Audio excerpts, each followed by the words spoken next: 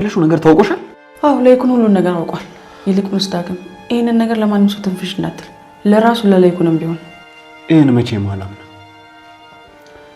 አንቺ አልነገርሽው። በእርግጠኝነት ያቺ የተረገመች አምራን የነገረችው። አይ አምራን አይደለችም። ስለኔና ስላንተ ለይኩን ማውቁን አምራን አታውቅም። ለማንኛውም ይሄንን ነገር ለይኩን ማውቁ ላንተ ጥሩ እድል ፈጥሮልሃል።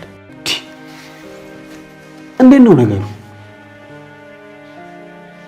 ቆይ እንዴት ነው ጋሼ አንቺ ዲቃላ መሆኔን ማወቁ ለኔ ጥሩ የሚሆንልኝ?